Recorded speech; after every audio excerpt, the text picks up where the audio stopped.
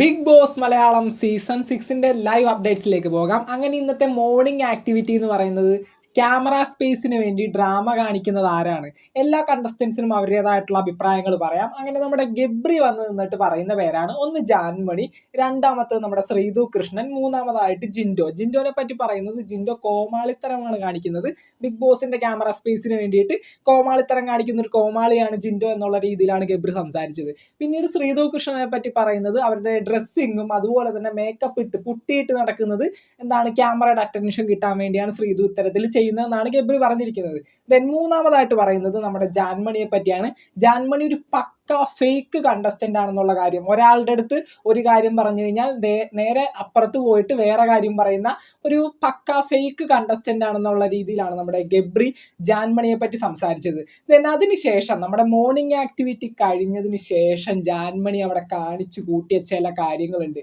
LGBTQ കമ്മ്യൂണിറ്റിനെ വരെയും ഇതിലേക്ക് വലിച്ചഴച്ചുകൊണ്ട് ഞാൻ ആരാണെന്ന് അവൻ അറിയില്ല, അവനാണ് ഇവിടെ ഫേക്ക് കാണിക്കുന്നതെന്നൊക്കെ പറഞ്ഞ് ഗബ്രിനെ പറയാത്തതായിട്ട് ഒന്നുമില്ല. ശപിച്ച് നശിപ്പിച്ചെന്ന് വേണമെങ്കിൽ പറയാം. ഗബ്രിനെ പറ്റി പറഞ്ഞിരിക്കുന്ന ഒരു ഒട്ടും യോജിക്കാൻ പറ്റാത്തൊരു ആർഗ്യുമെന്റ് ഉണ്ട്. അവനൊരു പെണ്ണുപിടിയനാണ്, ഒരു പെണ്ണിന്റെ കൈ പിടിച്ചുകൊണ്ട് ബിഗ് ബോസിൽ കണ്ടന്റ് ഉണ്ടാക്കുന്ന ഒരു ഫേക്ക് ആയിട്ടുള്ള ഒരു പെണ്ണുപിടിയനാണ് ഗബ്രി എന്നൊക്കെ പറഞ്ഞ് ജാൻമണി ആകെ കിടന്ന് വഷളാക്കുന്നുണ്ട് അവിടെ. ഇതിൻ്റെയൊക്കെ ഒരു കാര്യവുമില്ല. ബിഗ് ബോസിൽ എല്ലാവരും ഫേക്ക് കളിക്കുന്നവർ തന്നെയാണ്. ആരും പക്ക ഒറിജിനൽ ആയിട്ടൊന്നും പോയി അവിടെ നിൽക്കാറില്ല. ക്യാമറ സ്പേസിന് വേണ്ടി തന്നെയാണ് അവിടെ നിൽക്കുന്ന 19 പേരും. ആദ്യം വന്നതും ഈ 5 പേര് പുറത്തായി, ബാക്കിയുള്ള 14 പേരും ഈ ഒരു സമയത്ത് ക്യാമറ സ്പേസിന് വേണ്ടി തന്നെയാണ് കളിക്കുന്നത്.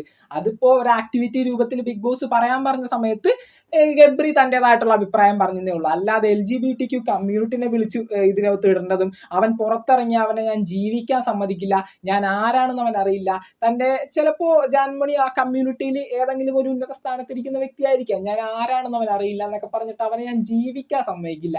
എന്തൊക്കെ മണ്ടത്തരമാണ് ഇത്രയും ലക്ഷക്കണക്കിന് മലയാളികൾ കാണുന്ന ഇത്രയും റെപ്യൂട്ടഡ് ആയിട്ടുള്ള ഒരു ഷോയിൽ വന്നെന്ന് പറയുന്നത്.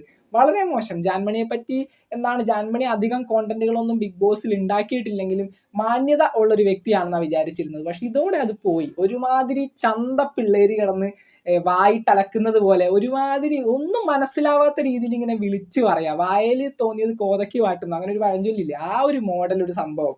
എന്തായാലും നമുക്ക് നോക്കാം. ബിഗ് ബോസ് മലയാളം സീസൺ 6 പുതുത്തൻ വിശേഷങ്ങൾക്ക് വേണ്ടി ചാനൽ ഇതുവരെ സബ്സ്ക്രൈബ് ചെയ്തിട്ടില്ലെങ്കിൽ തീർച്ചയായിട്ടും സബ്സ്ക്രൈബ് ചെയ്യുക. വീഡിയോ ലൈക്ക് ചെയ്താണെന്നവർ ഒന്ന് ലൈക്കും കൂടി ചെയ്തേക്കാം. നമുക്ക് മറ്റൊരു വീഡിയോ ഇട്ടണം. താങ്ക്